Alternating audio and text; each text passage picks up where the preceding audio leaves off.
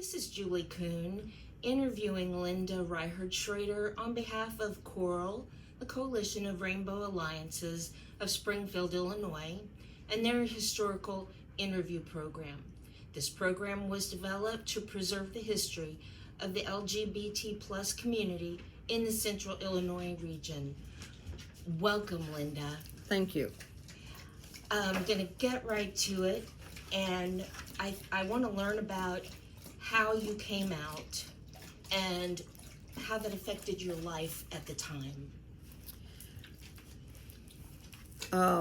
I probably knew in junior high that, I can't say that I knew I was gay, but I knew I didn't have feelings toward guys like everybody else did. I had joined the service to get away from home and to figure out who I was. And that's where I came out. I was overseas in Germany, 79-ish, 80,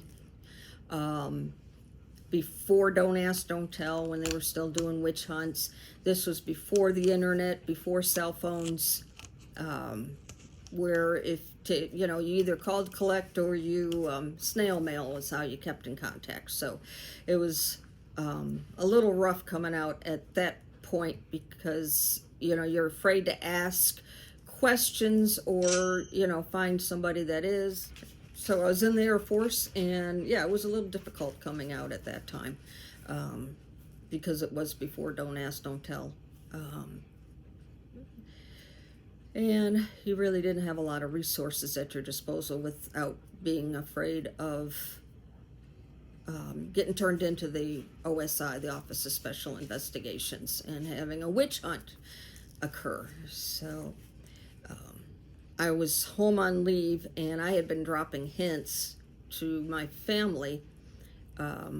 My sisters knew, and I don't remember how I told them or when I told them, or if they just figured it out. That's too long ago. But my dad knew I wanted to talk to him, and every time I got in the same room with him and nobody else was around, he'd get up and leave. It was like he knew, he had a feeling, I'm sure, of what I wanted to say, but we didn't really discuss it. So at the airport, he told me that if I wanted to write it in a letter and send it to his office, and of course my mom's like, what are you talking about? What are you talking about? So I did. I got back to Germany, and I wrote him a long letter,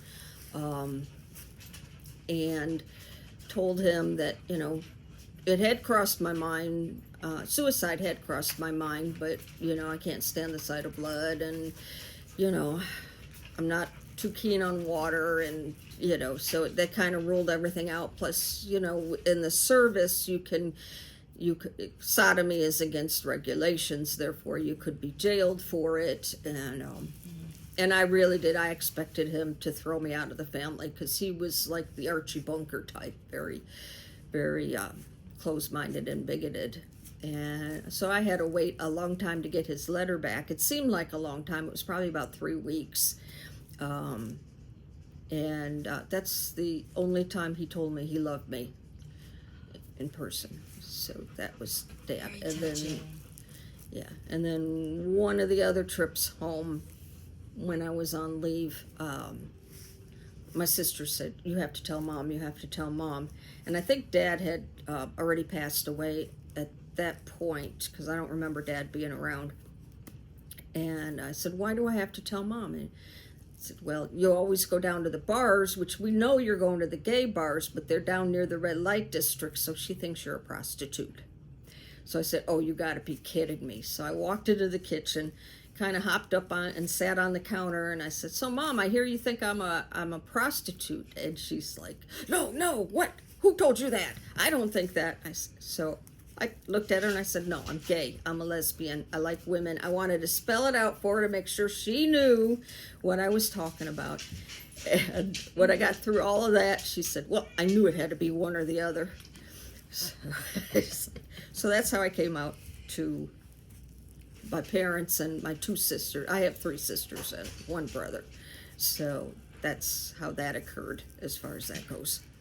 Well, you mentioned the military, and that would have been a very difficult time to be in the military and be lesbian. Could you tell us a little bit about that? About being in the service when you're gay? You have to be really careful about who you talk to, who you're around. The guys, we had, you'd have cases where, if you didn't date any of the guy, if the guys didn't see you dating anybody, or if you wouldn't sleep with them, then they'd start the rumor that you're gay, which would get you under investigation. And I had straight friends and gay friends. Whenever I'd go out to the bars, I would always go, I'd go to Frankfurt, which was about a 2-hour bus ride away. And I didn't hang around too many. I mean, I knew who some of the gay people were, the lesbians were on the base, but I wasn't constantly hanging out with them because that's the circle that they do, one into the other. And they follow you around and who you're hanging out with, and as a matter of fact, I had lunch at the, when I was at the mess hall one day, and I went and sat down next to one of the ladies from my barracks, and she said, "You can't sit there." And I said, "Why?" And she goes, "The person over there, don't look, I'm under investigation, so they'll write your name down." I said, "I don't care." And I stayed and ate lunch with her, but it's not like we hung out all the time or anything like that. So you really had to watch what you were doing and who you were with. My roommate, I lived off base at one point, and she decided she wanted out of the Air Force, and she turned herself in. Now, we were just roommates. We never dated. We weren't friends or anything like that.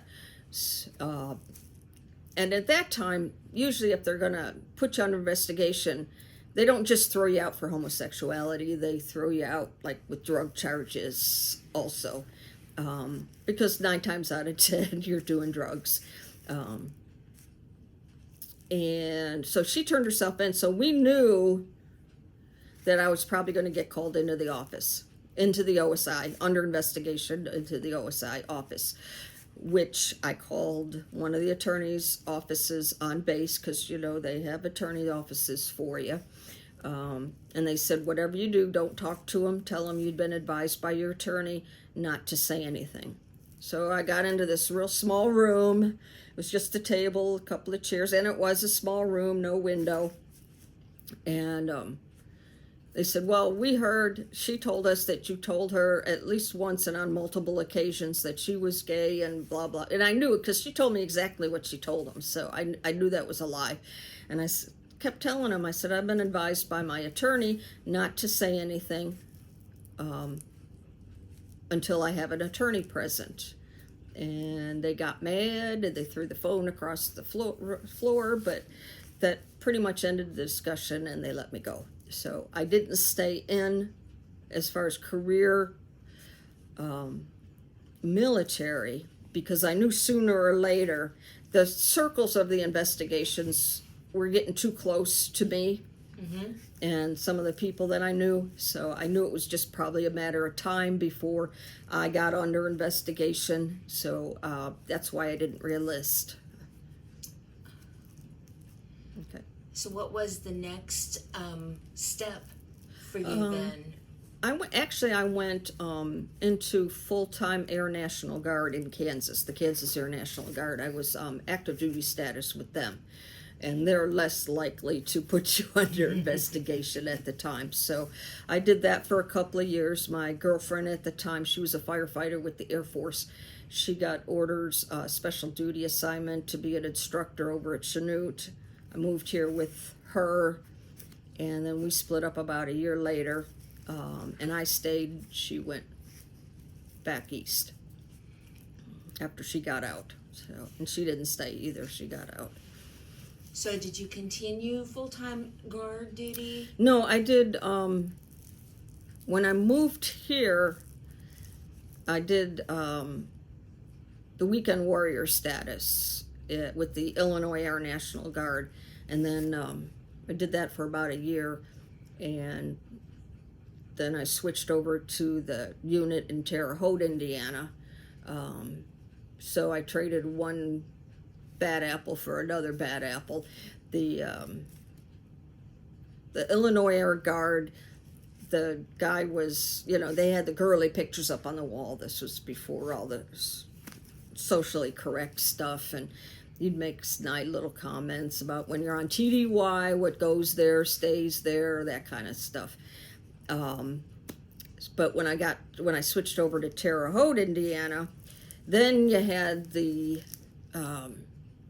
never promoted the women, and I was with the supply squadron, and there was 6 of us, I believe, and unknown to me, the weekend that I quit, all but one of the other ladies quit at the same time. So they were, it was the good old boys club is what it was. And they treated the women like that. So that's the way it was. So.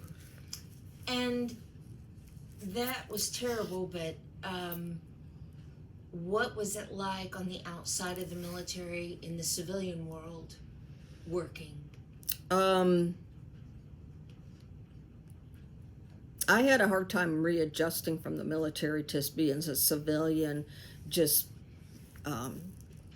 military-wise in itself. I still was closeted, even though I lived in Champaign-Urbana, even though that has the largest gay population outside of Chicago, but they were still very closeted in the Champaign-Urbana area. I worked at one workplace, and my last workplace for the University of Illinois, College of Medicine, and I had this one medical resident. She was from another country, and she kept hugging on me, and she was thanking me for a job one day, and kissed me on the cheek. And I had told the one lady across the hall that I said, I don't know what to make of her. She's always hugging me and kissing me now. She knew the lady across the hall knew I was gay, because we always ran around together. And so she decided to call up her friends at one of the other offices and to tell this medical resident not to hug and kiss on me because I'm gay. And it just blew up from there. So, she would walk down the hall in front of the office, and keep in mind my desk had a high countertop. It was about 4 foot tall in front of me, and that sat back about 5 feet from the doorway. So as she was going down the hallway, she'd flatten her back up on the far wall and then shimmy across the wall in front of my office. So I had talked to the employment office, the equal opportunity office, or whatever it was at the time, and I made the mistake of telling the assistant dean that, I spoke to them, and that's when they decided to go after me tooth and nail for anything that rule-wise that they thought I was breaking. And there was one point where I walked into my supervisor's office, because we had an adjoining doorway, and she had about four other statements from everybody on her desk, and she was going through and correcting them all. They were all on the same note. One of the medical residents had said she was having a hard time studying because she couldn't find anybody to watch the kids, and her husband wasn't watching. And I said, well, if you need somebody to watch the kids, I can help you out with that. We were close-knit with the medical residents. I had them over at my house for Thanksgiving. They'd invite me over, that kind of thing. And we had a lot from other countries. So, they got a kick out of Thanksgiving because it was their first American Thanksgiving. Mm-hmm.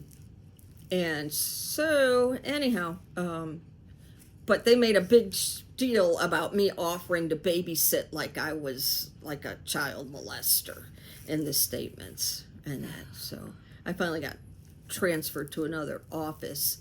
And actually it was a promotion, because the lady in charge of the employment opportunity, or whatever, the human relations office, said there was nothing she could really do. And I found out later, even when they had solid proof of like one of the other, they had discrimination case with one of the other, with the cooks at one of the barracks cafeterias for racial discrimination, and she still wouldn't do anything. So she was afraid to rock the boat as far as that goes. So, but yeah, so she didn't do a whole lot. But I got promoted and I got moved to another office, but I still had to go through the disciplinary process. So it was very nerve-wracking at the time. I lost a lot of weight. That would be awful. Because they treated me like I was a leper. They really did. On one hand, coming over to dinner, and on the other hand... Mm-hmm. Yeah. Well, and it was the supervisory staff, and it wasn't necessarily the medical residents per se. But when you finally settled into doing something that you didn't feel like you were being discriminated against, what was that like? I was very quiet, very introverted. So once I got outed at work and they made my life a living hell, I finally, once I got out of the office and in another office, I got mad. And that's when I began the gay rights activism at that point. And how'd you become involved in the gay rights? At the time, we had a community center, Outpost Community Center, that was located in Champaign-Urbana at the time. So I started going over there, getting more involved in hanging out over there and getting to know the people. And then at that time, the National Gay Lesbian Task Force was doing an awareness on for the LGBT plus community. And it was a nationwide campaign as far as that goes. So people were putting up billboards or different things across the United States. And it just kind of took off and flew in Champaign-Urbana. It was a week-long program. And we made up business cards that said, your business has just been frequented by a member of the LGBTQ community. And it was just to let them know that, we're out there, as far as that goes. Well, the task force people over in D.C. thought that was the greatest thing in the world. So, but we ended up having, it was, like I said, a week-long thing, and we ended up having, I think, God is 7 days, something going on 6 out of the 7 days. So we had the Unitarian Universalist Church had their conference, their regional conference, so they wanted to get hooked in with us. So the first night in, we had a potluck for them. We had a night where we did the history of Champaign-Urbana, because Champaign and Urbana were the first cities outside of Chicago to include sexual orientation in their non-discrimination policies. So we had the one guy that was instrumental behind that speak. About what year was that? Do you remember that they was, started doing it? Yeah, that was in 99. Okay. That was in 99. I got outed in work around 98. It was about the time that the movie In and Out got released. Believe it or not, it was. And so that was the end of sometime in November, December of 99 is when that program was. But we had a sit down with a lot of the elected officials. The ending thing we had was the luncheon. We had a luncheon, and actually it was sponsored by, I believe it was Ameritech at the time, that actually sponsored the luncheon, so it didn't cost anybody anything. You gotta remember that if you want to invite people to stuff, if you have free food, they will come. Yes. So we had lined up several speakers, and the National Gay Lesbian Task Force sent a representative to attend and to speak, because it's like she told us, you're like the showcase for this campaign, because it just was just took off. And I had Kimberly Kranick had to help because we just had too much stuff going on, so I asked her to co-chair with me, so she would handle like a lot of the press and some of the activities. She would, yeah. So it was really cool. It was a really cool thing to do. I reached out to one of the school administrators. Well, actually, let me back up. One of the elementary school principals got a hold of us and wanted us to do some kind of a program for their teachers at the elementary school, as far as how we can make it more friendly, or if there's somebody that's getting bullied. So Kimberly and I worked on getting psychologists and people that local resources together to talk to them about different, the different things, because I'm not an expert on a lot of it, so you just turn to the people that know. But you're an organizer. Yeah, you organize it, you put it together. Sorry. And then I approached one of the regional school superintendent for the district. I thought it was for the Urbana School District, but it turned out he was the regional for all the schools in the Champaign-Urbana area and the outlying towns. And they wanted a program, so this one happened outside of the week for Equality Begins at Home. And again, we put together, they wanted, more than anything, they wanted a list of local resources. So if they had a kid in trouble, they would know who to call, who to talk to. That was the main thing they wanted. We ended up having a student from one of the high schools who had gotten bullied, and he got bullied by the football team, by the football coach, and it was just really traumatic. It was one of the smaller towns for him, and one of the counselors didn't really want him to speak because she thought it would be too traumatic for him. So we had a couple of long talks with him, and he insisted, no, I have to do this. I absolutely have to talk to them. So we did. We let him talk, and it made a huge impact to listen to his story go through.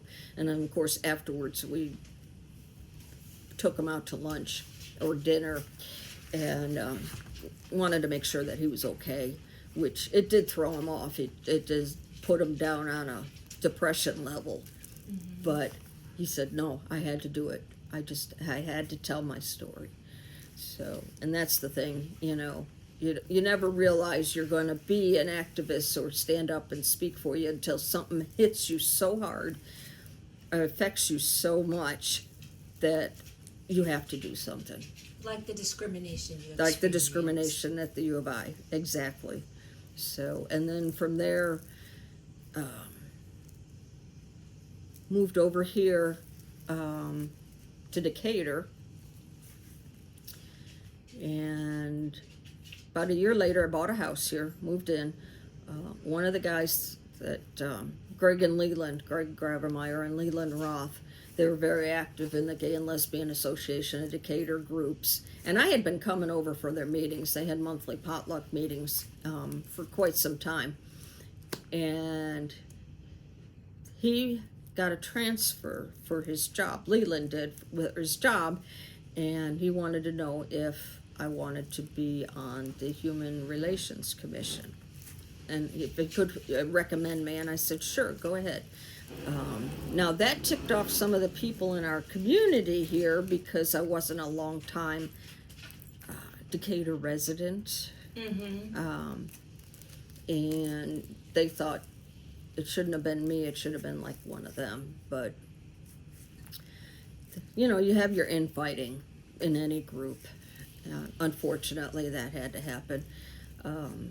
But so while I was on the commission, Greg and Leland had done a lot of work with the local politicians, Republican and Democrat, both sides of the House. And they knew a lot of the Decatur City Council people.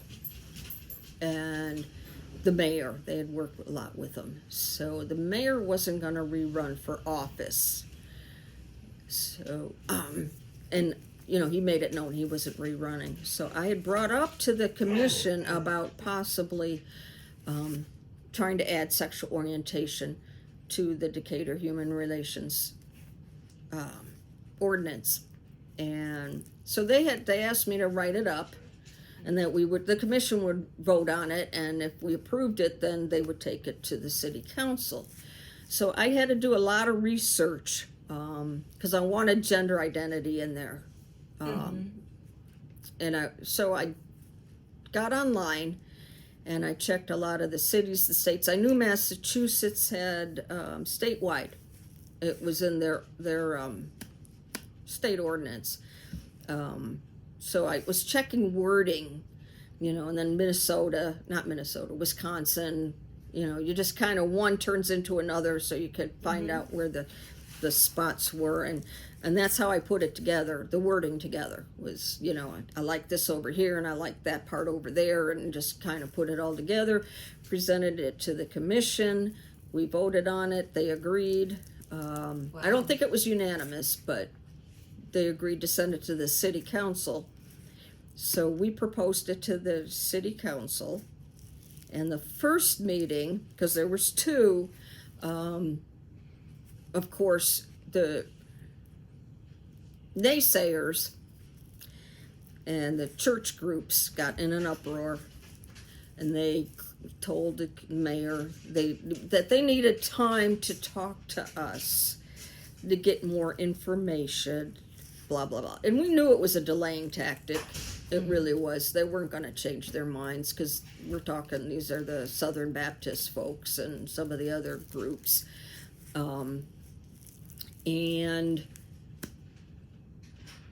But we said, okay, we'll do that. And then the mayor said, well, we'll come back on our next meeting. And it was like the meeting after that he was going to be out of office.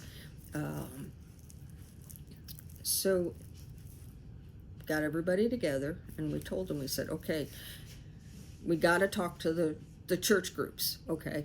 And they don't know how to find us, so we don't want them to say, well, we didn't know how to find them, we didn't know how to contact any of us on our side. So break down some of the church groups, we'll call them, tell them who we are, so they can't say we didn't make any contact with them. And of course, you know, we got the usual, you know, it's a sin and you're going to hell and that kind of stuff. Most of us hung up the phone on them, which, you know, didn't want to do that, but, you know, we knew that's what was going to happen. You know what's going to happen, but you gotta do the steps. You gotta go through the process. So the next meeting, now this place, they had it at the Civic Center, which is where they meet. Every seat was taken. They had lines out both doors. They had the police department there to make sure everything was going to go okay. I already had my seat, but I had to get up to go to the bathroom. This was before we even started, and I kept trying to get through and saying, excuse me. And, you know, they wouldn't let me through, so I finally shimmied my way through the crowd to get back to my seat. They're telling the city council that we're slapping signs on their backs, that we were pushing, we were shoving, is what they were telling us. But the funny part is there was one of the Baptist pastors, he was a pastor, not a minister, who kept, he kind of organized all the churches. So they were calling every church in the area to tell them, okay, you know, you need to show up for this meeting. You need to say, no, we're not going to allow this, blah, blah, blah. And it was funny because, you know, one of the pastors, the ministers that I knew told us that's what they were doing. But he had just moved here about a year before that from Missouri. So, well, we went through something similar in Missouri, and I know how to handle this, so, you know, this is not going to happen. And I'm like laughing because it's like, you don't even know who you're dealing with. Because, well, and not to sound cocky, but I had the support of Equality Illinois, their resources, which was the attorneys, the ACLU. So if there's any questions or if there was anything that I needed an answer, like how to answer if this came up or that came up, we sounded it through them. So, Wow. and they listened, they said everybody's going to get a chance to talk. I have it on videotape. I think the meeting ran maybe 3 hours. Amazing. But, you had to listen to them all get up, and it's, yes, it's against the Bible, blah, blah, blah, all that other good stuff. So they, Rick Garcia, who was the political director for Equality Illinois at the time, was like one of the last speakers, and he said, this has nothing to do with your religious tenements on, what you believe in for this section or for the Southern District or for the Eastern District. This basically human rights, decent human rights is what this is all about.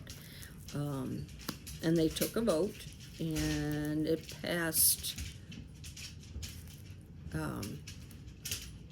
We had one dissenting vote, and she wanted to speak last. Her name was Betsy. She wanted to speak last. She wanted to have the last word. And one of the guys on the council, who was a state policeman, Shad Edwards at the time, said I couldn't let her have the last word. There was no way I was letting her have the last word. Now, he had a chance to not be there and be a security guard for the Bears game, which was being held in over at Champaign at that particular night. But he said, no, this is more important. They need my vote, so I'm going to go. So, but he told me Betsy wanted to have the last word. So she, she was getting up with the Adam and Steve and all that against the Bible and blah, blah, blah. So then Shad got up and said something just so she wouldn't have the last word. But she was the only dissenting vote on it. And, but yeah, so we got it passed. Good job. And, but it was funny because after we got it passed, now Bloomington Normal, I think it was Bloomington, had been trying for years to get it added to their ordinance. And they were still in the process of hearing it out with their city council.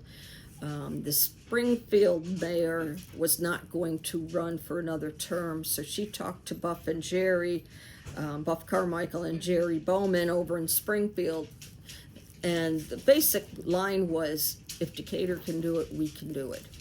So Bloomington ended up getting it passed. It went through Springfield. It passed Springfield. I think Peoria did it also at that point, and another couple of towns up further, a little further north, which all led into Governor Blagojevich at the time. Ultimately, we knew he would sign it if it passed the House and the Senate. So Rick and all the groups were doing work with the state representatives and the Senate, and they finally got it passed, and he signed it. And what was the time period between the time that you started this with was it Decatur? Oh, you would have to ask. I mean, did it take probably before it spread? Before it spread, it didn't take us long through the Decatur Commission. That only took maybe 2 months to get it through the commission with all the homework that I had to do on it, and then just the 2 city council meetings. So probably just a couple of months, 2-3 months at the time. But we wouldn't have had that so easily passed if it hadn't been for Greg and Leland and all the work that they had done in the community and with the city council members. Mm-hmm. So they laid the groundwork. I was just the messenger, so to speak. Well, that was really great. Yeah. The last question, well, I have 2 questions left. What accomplishment meant the most to you? Getting it passed through Decatur, that meant a lot to me. That I was really proud of that, and the Equality Illinois campaign. Yeah, those were two great things. Those were two defining moments in getting the word out. And the last question is, have you had someone special in your life? Yes, I got my wife Nancy. We've been together since 2004. We did a commitment ceremony in 2005. In 2011, we did the civil union, and we were Steve Bean, who was our the Macon County clerk at the time. He was the only one who opened his office doors at midnight, so they could issue the licenses, and we were the first in line, and we didn't know that he was the only clerk to open at midnight.